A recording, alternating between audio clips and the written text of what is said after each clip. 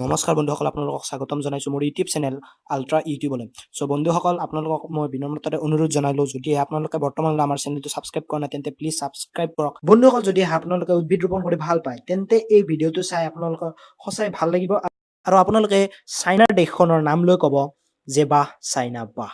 বন্ধুসকল, আপোনালোকে ভিডিঅ'টো স্কিপ নকৰাকৈ চাই থাকক আৰু মই আপোনালোকক জনাম চাইনাৰ এটা ইকো ফ্ৰেণ্ডলি প্ৰকল্প বা প্ৰজেক্টৰ কথা। চ' বন্ধুসকল, বলক without wasting any more time, let's go for it.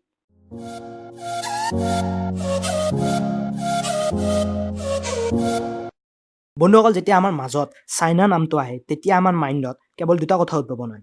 এটা হ'ল ইনক্ৰিজিং পপুলেশ্যন আৰু আনটো হ'ল ইনক্ৰিজিং পলিউশ্যন।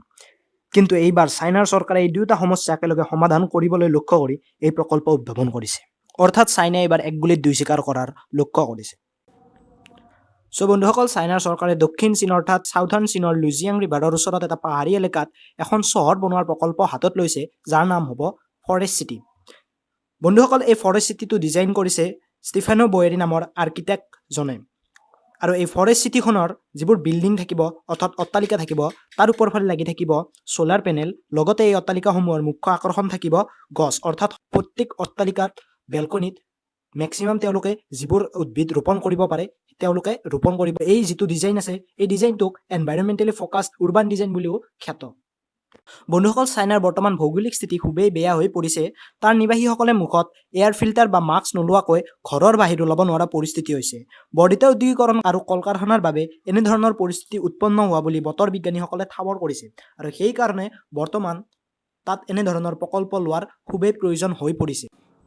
বন্ধুসকল, লুজো ফৰেষ্ট চিটি যেতিয়া বনোৱা সম্পূৰ্ণ হ'ব তাৰ পাছত ইয়াৰ পৰা আশা কৰা গৈছে যে এই ফৰেষ্ট চিটিখনে 10,000 টন কাৰ্বন ডাই অক্সাইড এবছৰত শোষণ কৰিব আৰু 900 টন অক্সিজেন প্ৰডিউচ কৰিব বুলি আশা কৰা হৈছে। আৰু ইয়ে হৈছে ইয়াৰ মূল উদ্দেশ্য এই প্ৰকল্পটো বনোৱাৰ।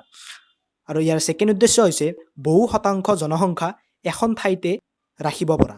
অৰ্থাৎ এই ফৰেষ্ট চিটিখনত 10,000 নিবাসী একেলগে বাস কৰিব পাৰিব আৰু এই ফৰেষ্ট চিটিখনত থাকিব শ্বপিং মল, হস্পিটেল, মাৰ্কেট ইত্যাদি ইত্যাদি, অফিচ কাছাৰী, তেনেধৰণৰ সকলোবোৰ বস্তু এই চিটিখনত থাকিব। এই চিটিখনত 10,000 মানুহ একেলগে এটা বিল্ডিঙত বাস কৰিব পাৰিব। অৰ্থাৎ এই চিটিখনত অধিক সংখ্যক মানুহ একেলগে বাস কৰিব পাৰিব, লগতে ইকো ফ্ৰেণ্ডলিও হ'ব। হৈছে ফৰেষ্ট চিটিৰ মূল উদ্দেশ্য।